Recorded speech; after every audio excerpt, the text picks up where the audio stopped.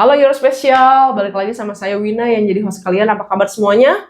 Pastinya luar biasa dong. Hari ini kita kedatangan tamu yang luar biasa, Dita. Kita temenan udah cukup lama ya, dari sebelum aku menikah juga kita udah temenan, dan Dita ini adalah seorang perawat. Ya, jadi kita mau dengar langsung nih gimana kisah hidup dia dan bagaimana dia menjalani pekerjaannya sebagai perawat sehari-hari. Oke, kita langsung aja ke Dita. Dita mungkin boleh perkenalkan diri dulu. Oke, halo sobat semua, podcast You Are Special. Perkenalkan, nama saya Dita, usia saya 36 tahun. Saat ini saya tinggal di Bandung.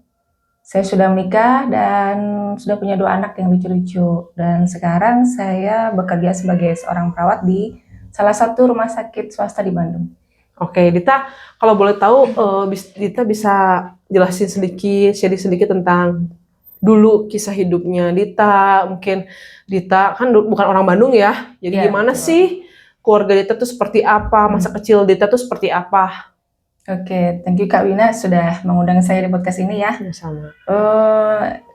Berbagi sedikit cerita mengenai ini ya, mengenai sesuai dengan tema You Are Special. Saya belajar banyak sih tentang You Are Special. Itu berarti kan kita hidup di dunia ini diciptakan Tuhan itu spesial, Betul. unik, Iya. dan tidak ada yang sama satupun. Saya mencoba belajar untuk merespon dengan hati yang benar kespesialan yang Tuhan berikan untuk saya. Mungkin teman-teman juga sering bertanya ya, kenapa ya saya dilahirkan di keluarga yang miskin, atau kenapa ya saya dilahirkan dengan segala sakit penyakit, atau kenapa ya saya kok selalu kekurangan. Mungkin dulu saya pernah berpikir seperti itu, karena notabene jujur saya dilahirkan dari keluarga yang mungkin dalam keadaan ekonomi yang rendah. Oh. Ya, jadi saya tahu betul bagaimana kedua orang tua saya bekerja keras untuk menghidupi keluarga saya. Mereka berdua hanya buruh pabrik ya. Kita tahu gaji mereka mungkin cukup untuk kebutuhan sehari-hari saja. Tapi saya mengucap syukur. Nah, suatu saat pergumulan terjadi dalam keluarga saya ketika saya mau masuk kuliah. Dengan kondisi keterbatasan ekonomi, dan saya harus kuliah, bagaimana? Saya bilang ke orang tua, saya pengen kuliah. Terus mereka bilang memang dalam bahasa Jawa ya no, nanti diusahain sama bapak ibu. Saya senang sih melihat jawaban mereka, cuma dalam hati, diusahakan dari mana ya? Apakah mereka harus berutang lagi, atau ya meminjam sana sini, gali lubang tutup lubang? Saya nggak mau seperti itu. Iya. Tapi dari kondisi yang kekurangan tersebut, jadi saya anggap itulah kondisi suatu keistimewaan yang Tuhan berikan ya. Saya mau meresponnya dengan benar. Saya beriman sama Tuhan, Tuhan saya mau kuliah, bagaimana? Dan Tuhan menjawab melalui salah satu yayasan NGO ya yang bekerja sama dengan gereja lokal saya. Mereka menawarkan salah satu beasiswa untuk kuliah, dan puji Tuhan dengan segala macam seleksi saya diterima. Saya ambil jurusan keperawatan dan saya menyelesaikan kuliah 4 tahun S1, 1 tahun profesi nurse, dan kita tidak mengeluarkan sepeser pun. Wow, luar biasa banget. Ya, jadi saya mencoba untuk mengerti ya dalam kondisi spesial tersebut. Tuhan itu menyatakan bahwa begitu luar biasanya Tuhan. Ketika kita kekurangan, Tuhan menyatakan, ini loh, aku tuh Bapamu. Aku Bapamu yang punya segalanya. Kamu minta apapun aku kasih. Dan betul ya, Tuhan kasih jalan keluar untuk saya bisa kuliah. Dan sampai sekarang saya menjadi seorang perawat. Ya. Jadi waktu itu Dita sendiri udah kenal Tuhan dari umur berapa? Kalau untuk kenal Tuhan ya, saya lahir sudah Kristen, Kristen secara KTP. Saya dibaptis 13 tahun. Tapi saya rasa saya mengalami Tuhan yang benar-benar hidup itu ketika saya kuliah. Karena memang betul dulu saya ikut pelayanan di gereja, pelayanan musik, tamborin ya, ikut youth, remaja, rajin lah. Tapi saya pikir dulu yang saya lakukan itu sepertinya hanya Kristen agamawi ya. Ketika saya kuliah, Tuhan mengambil saya dari zona nyaman saya dulu. Saya merantau di Bandung dengan berbagai macam pergaulan, dan saya bertemu Tuhan di situ. Gitu. Setelah Dita, apakah tadinya kan mengalami masa kecil yang mungkin cukup menantang ya, Ya. gitu kan ya. Punya berapa kakak atau adik? Kami berdua bersaudara. Bersaudara. Berarti kamu paling besar atau Paling besar. paling besar? Adik sekarang apa? Kuliah atau kerja? Maaf, adik udah lulus kuliah dan udah bekerja. Oh, oke. Berarti orang tua gimana tanggapannya lihat anak-anak udah pada sukses sekarang gitu? Ya mereka bersyukur sekali ya. Iya. Justru mereka melihat ketika kita hidup dalam Tuhan, mereka istilahnya ikut menyerahkan seluruh kehidupan mereka dalam Tuhan. Dulu orang tua saya jujur banyak sekali hutang. Dan ketika saya mengenal dalam Tuhan, kita nggak akan pernah kekurangan. Ketika kita melakukan kewajiban kita, tanggung jawab kita seperti persembahan, perpuluhan, Tuhan akan buka pintu-pintu langitnya. Pintu-pintu berkat itu akan tercurah. Dan ketika saya bersaksi sama kedua orang tua, karena kita melakukan itu, Tuhan membuka berkat-berkatnya, dan mereka akhirnya sampai sekarang sudah bisa melunasi hutang-hutang mereka, dan sekarang pun sampai sudah punya hutang. Tuhan ya. Ya. Apa sih yang memotivasi Dita untuk mengambil kuliah sebagai seorang perawat? Apa yang dulu, apakah ada pengalaman-pengalaman atau gimana? Ya, sebenarnya banyak sekali orang yang pasti nanya ke saya ya, kenapa sih mau jadi perawat? Iya. Kalau secara budaya Indonesia ya, banyak orang yang tanda kutip, perawat itu kan membantu dokter ya. Banyak orang yang bilang seperti itu. Padahal itu kerjaannya apa sih? Nyebakin orang, mandiin orang. Kerjaan apa sih? Kok kerjanya seperti rendahan gitu? Iya. Dulu memang sebenarnya ketika saya memilih jurusan perawat itu alasannya hanya karena saya suka di bidang kesehatan saja. Di luar itu saya tidak tahu kenapa Tuhan milih saya untuk jadi perawat. Kenapa saya harus jadi perawat? Terus alasan kenapa saya harus berkecimpung dalam dunia pelayanan di kesehatan. Tetapi ketika saya menjalani pekerjaan saya melayani di lapangan, baru saya mengerti kenapa sih saya jadi perawat. Ternyata menjadi seorang perawat itu adalah panggilan. Ya, karena nggak semua orang mau dan nggak semua orang tuh bisa. Dan dalam dunia pekerjaan, ketika saya masuk dalam pelayanan itu, saya justru mengenal siapa Tuhan itu. Kenapa? Kok bisa? Karena saya belajar karakter Tuhan ya. Oh, I see. Seperti contohnya, Tuhan itu kan kasih. Tuhan itu mengasihi semua orang tanpa pandang bulu. Siapapun Tuhan kasih, bahkan orang berdosa. Dan menjadi seorang perawat itu harus punya love, harus punya kasih. Iya, betul. Ketika kita melayani orang, kita nggak boleh membeda-bedakan orang. Mau dari suku mana, bahasa apa, anak kecil, lansia, nah itu kita tidak boleh membeda-bedakan orang. Kita harus melayani dengan kasih. Itu tugas seorang perawat. Yang kedua, saya belajar karakter dari Tuhan itu kesabaran. Tuhan itu sangat sabar ya ketika anak-anaknya berbuat dosa, minta maaf, mengulangi dosa lagi, minta maaf. Dan Tuhan Maha Pengampun, Tuhan Maha Pengasih. Tuhan selalu mengampuni, dan Tuhan selalu sabar juga menunggu, anakku kapan sih datang ke aku, anakku kapan sih berdoa lagi dan intim lagi kepada aku. Saya belajar kesabaran itu juga dalam dunia pekerjaan saya sebagai seorang perawat. Kita harus sabar menghadapi karakter-karakter pasien yang luar biasa, banyak, berbeda-beda ya. Ada pasien yang mungkin ya taat, ada pasien yang nggak taat, ada yang pasien yang rewel. Padahal kita menghadapi lansia ya, pasien-pasien lansia, demensia, itu kalau seorang perawat tidak memiliki kesabaran, pasti akan berantem sama pasiennya. Dulu pernah sempat ada sharing di das malam, saya jaga malam waktu itu, terus si oma ini ada yang jaga, ada keluarganya, bahkan ada babysitternya, caregiver ya, ada. Tapi sering ngebel terus ya. Akhirnya saya masuk ke ruangan si oma itu, saya nanya, malam mama ada yang bisa dibantu? Iya sus, tolong benerin gorden itu. Oh iya, baiklah. Akhirnya saya betulin gorden itu.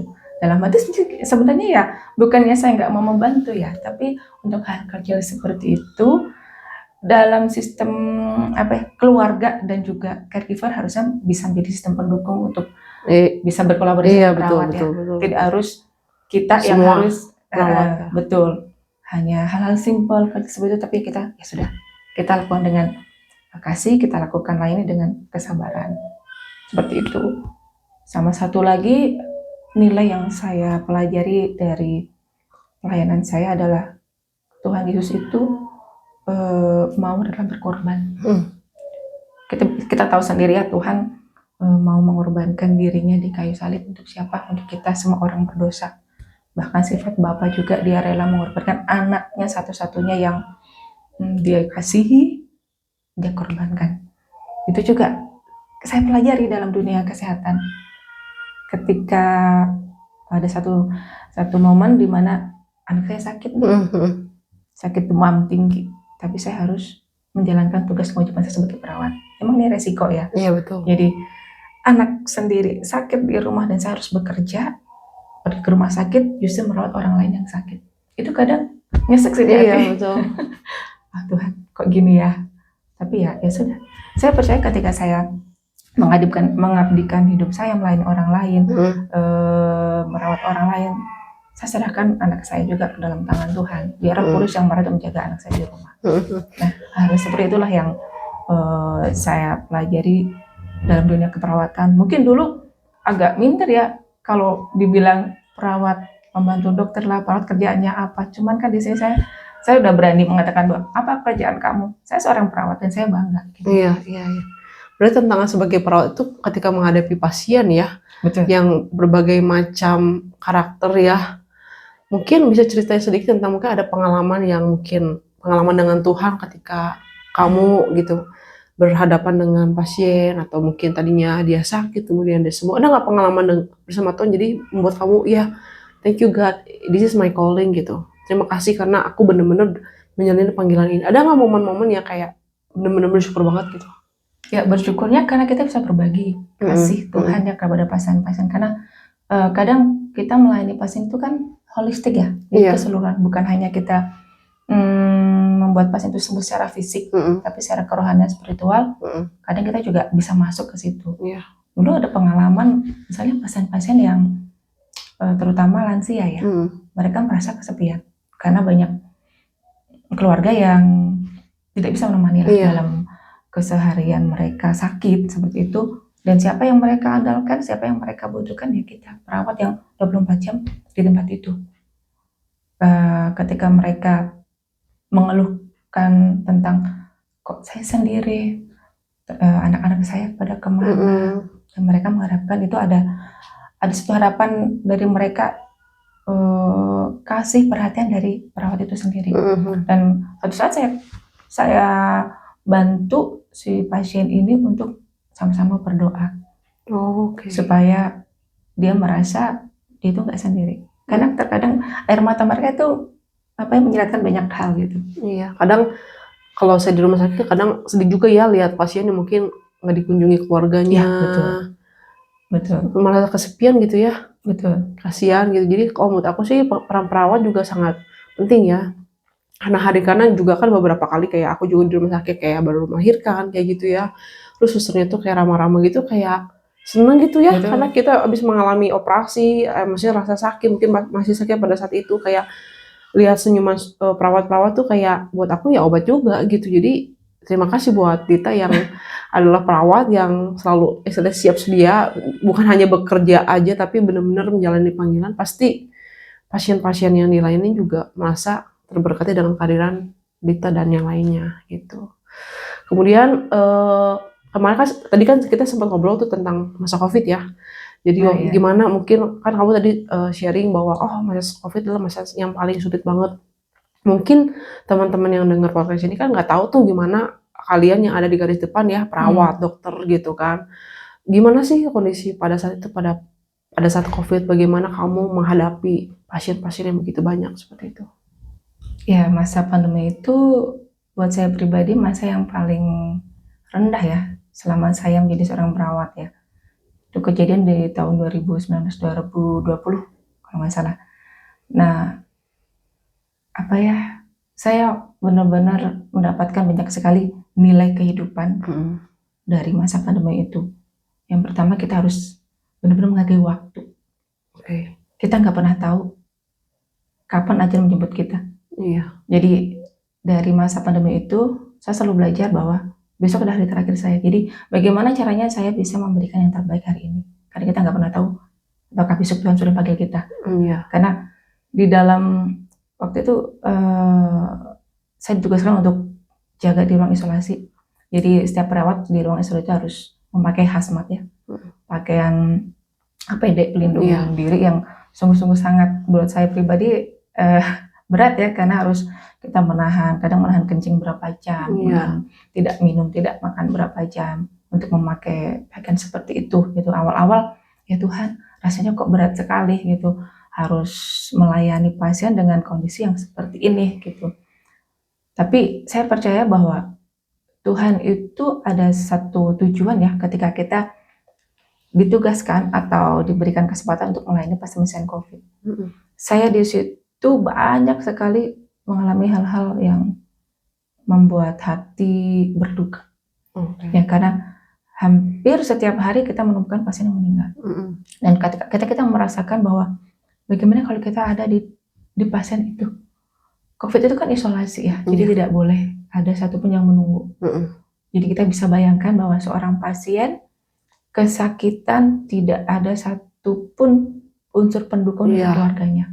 Bahkan sampai akhir hayatnya pun tidak ada yang menemani. Kadang itu yang membuat saya, Tuhan, apa yang bisa aku lakukan untuk pasien-pasienku di mana mereka membutuhkan support system, tapi mereka tidak mendapatkan.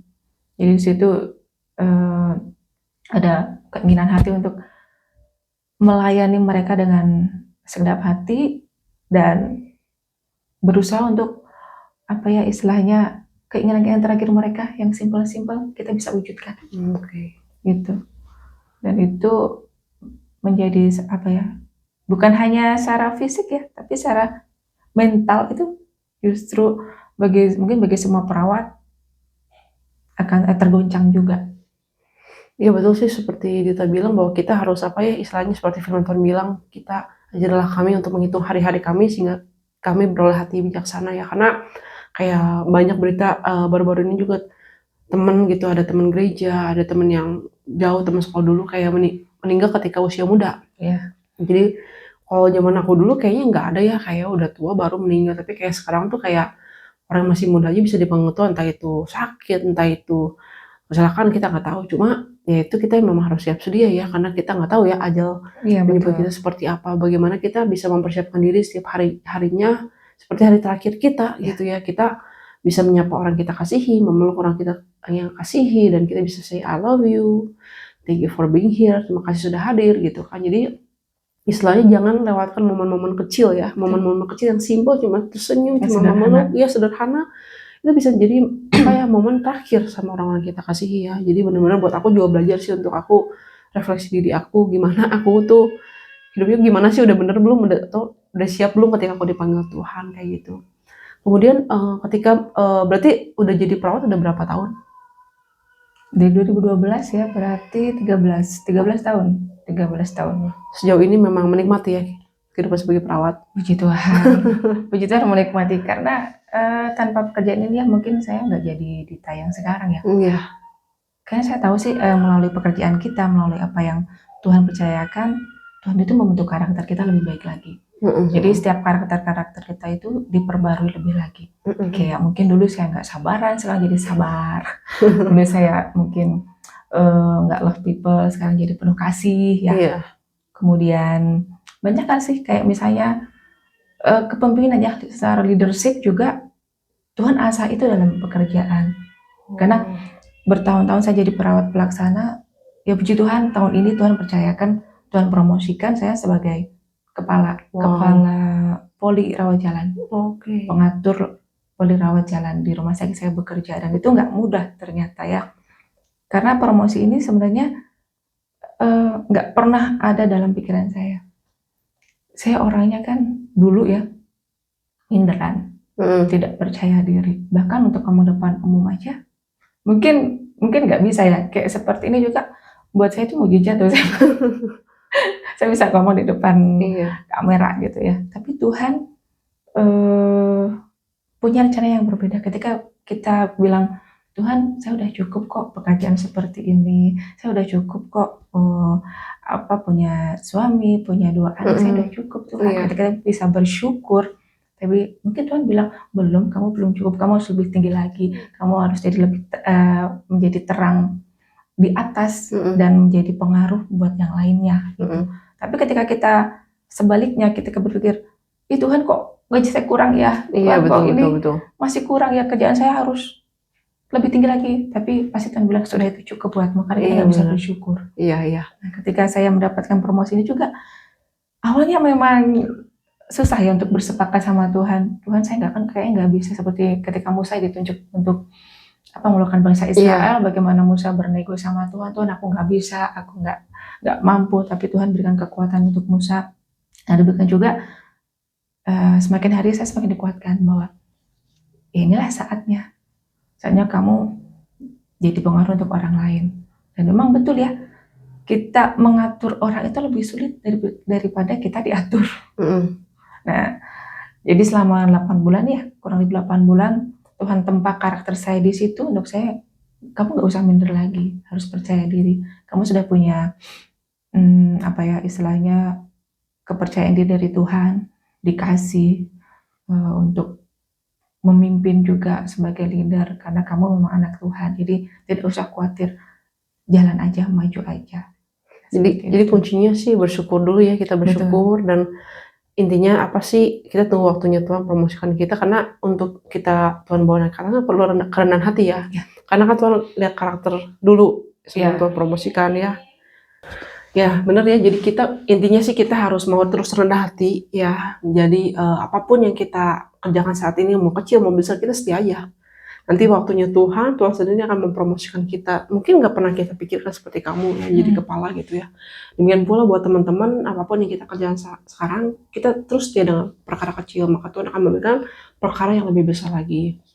Kemudian kalau jadi perawat kan kayak ada shift-shift gitu ya, kayak pagi, malam. Aku kalau misalnya ngomong sama perawat kayak gitu, kok bisa ya hidup kayak gitu? Karena buat aku kayak terjaga malam hari itu kayak sulit banget gitu ya. Gimana pola hidupnya? Apakah nggak pusing atau capek atau gimana?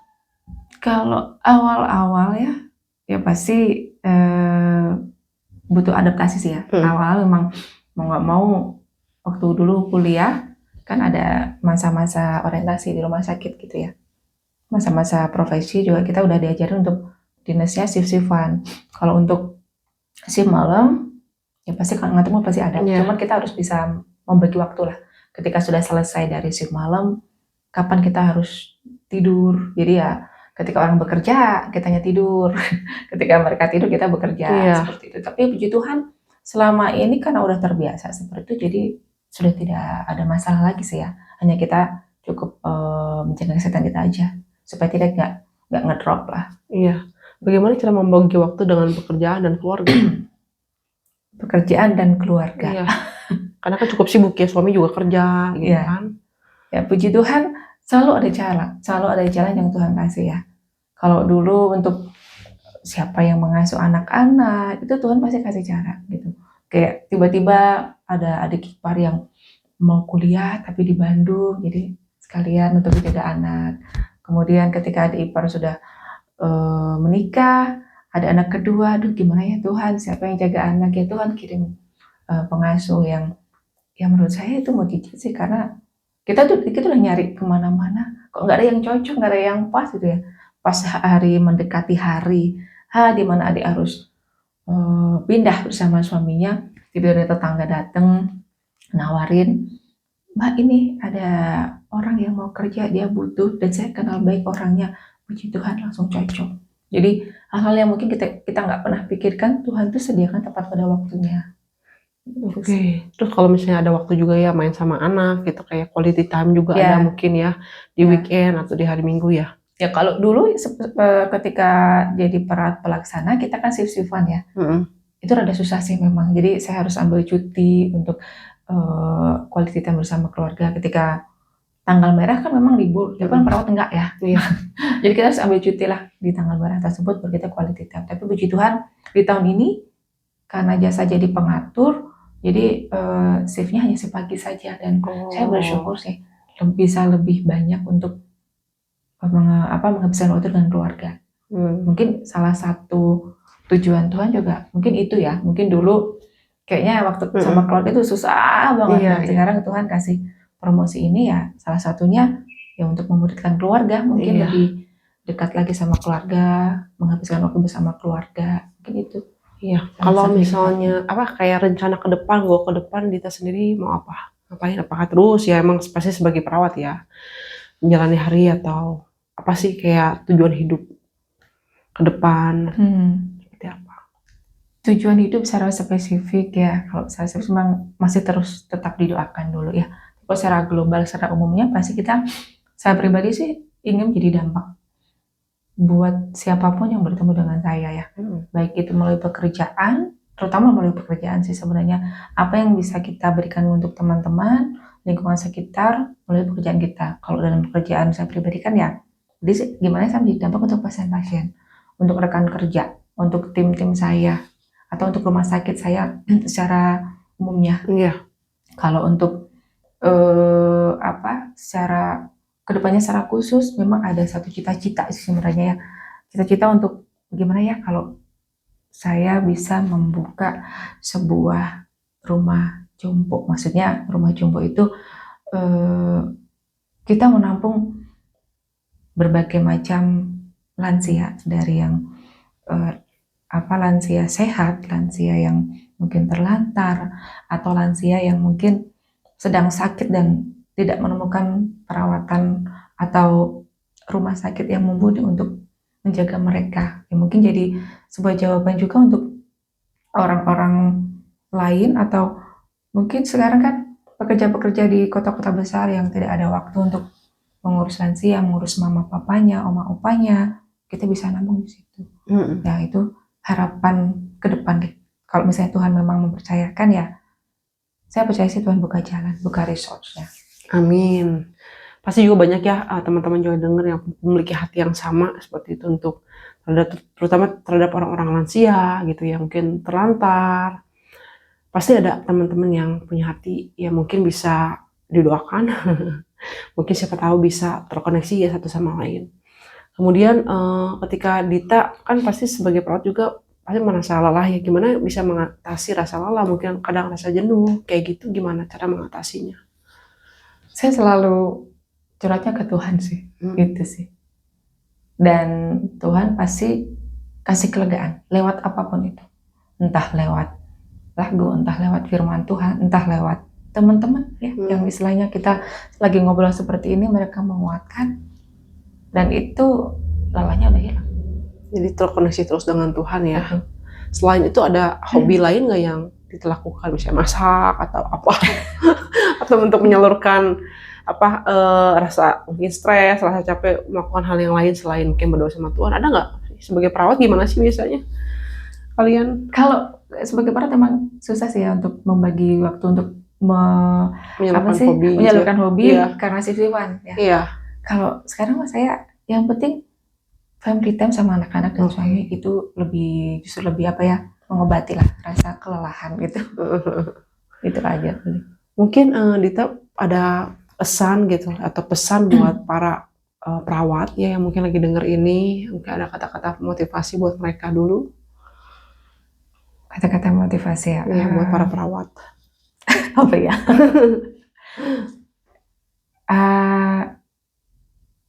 Balik lagi ya, sesuai podcast ini, you are special. Berarti kan, yuk kita coba apapun kondisi kita saat ini, itu adalah spesial. Jadi apapun panggilan teman-teman, apapun pekerjaan teman-teman saat ini, apapun kondisi teman-teman saat ini, maupun teman-teman lagi sakit berat, teman-teman lagi punya pergumulan yang berat, terus mungkin ada yang salah jurusan mungkin ya banyak, atau belum menerima ini pekerjaanku apa bukan ya. Percayalah, kita harus belajar untuk merespon itu dengan benar, karena dari setiap kondisi keistimewaan itu Tuhan itu punya satu rencana di mana Tuhan akan memperkenalkan siapa Tuhan itu. Seperti yang tadi awal saya bilang ya, kalaupun mungkin saya dilahirkan di keluarga yang kaya raya, belum tentu saya bisa mengenal Tuhan bahwa Tuhan itu penyedia segalanya. Kalaupun Saya dilahirkan dengan tidak memiliki sakit penyakit, belum tentu juga saya bisa mengenal bahwa Tuhan itu penyembuh. Jadi ketika kita sakit, responlah dengan yang benar. Karena itulah salah satu momen, salah satu kondisi istimewa teman-teman di mana Tuhan akan menyatakan bahwa oh, Tuhan itu adalah dokter dari segala dokter. Jadi yuk, apapun kondisi kita saat ini, kita harus mensyukuri, kita merespon dengan hati yang betul, dan tunggu waktunya Tuhan akan menyatakan siapa Tuhan itu. Luar biasa sekali. Ya, setuju sih dengan apa yang Dita sharing, karena pekerjaan kita adalah seperti alat ya, alat yang Tuhan pakai untuk membentuk kita, karakter kita, instrumen yang Tuhan pakai untuk membentuk karakter kita, untuk kita menjadi a better version of us, kayak gitu kan. Jadi ya, jadi seperti Dita bilang bahwa kita harus sabar dan kita merespon dengan baik ya. Apa kita sebagai orang-orang yang percaya ya, tentunya kita juga pasti memiliki masa banyak pergumulan, banyak tantangan, tapi bagaimana kita merespon itu adalah kuncinya. Ya, karena kalau kita merespon dengan baik, kita akan memiliki hati dan mata yang lebih terbuka ya. Kita tahu solusinya, kita dapat hikmah gitu. Jadi mari kita belajar merespon situasi atau permasalahan kita dengan positif dan tanya Tuhan, karena Tuhan mau bawa saya seperti apa, Tuhan mau pakai saya seperti apa di situasi ini. Seperti Dita yang sebagai seorang perawat pasti tidaklah mudah ya untuk menjalani hari-hari berhadapan dengan pasien gitu, bagaimana dia harus membagi waktu pekerjaan dan rumah tangganya, tapi buktinya dia menjadi pribadi yang kuat ya, semakin kuat, dan Tuhan promosikan itu semua melewati proses teman-teman. Jadi teman-teman yang dengar, kita nggak jadi manusia instan ya. Kalau Tuhan mau bawa kita naik lebih tinggi, kita harus mau diproses, jangan skip the process, jangan shortcut aja gitu. Ya mungkin itu ya kita podcast kita hari ini, kita sangat terberkati banget dengan sharingnya Dita. Kalau misalnya ada pertanyaan bisa share di kolom komentar, atau mungkin mau masuk nih ke jurusan perawat, gimana nanya-nanya bisa tanya langsung juga dengan Dita nanti di kolom komentar nanti. Tapi thank you banget Dita udah bergabung bersama Your Special. Tuhan memberkati pekerjaannya, kemudian pelayanannya, kemudian keluarganya. Ya, dan seperti apapun yang kamu rindukan untuk kedepannya, untuk memiliki rumah jompo, semoga dikabulkan di waktu yang tepat dengan orang yang tepat ya. Oke, teman-teman Your Special, thank you udah dengerin podcast hari ini. Saya percaya bisa memberkati kita semua, dan jangan lupa untuk subscribe, untuk like dan komen. Dan jangan lupa bagikan juga podcast ini ke yang lain. Dan mari kita sama-sama terus berjalan di dalam panggilan Tuhan, dan mari kita merespon dengan positif. Terima kasih teman-teman. God bless you. Bye-bye. God bless.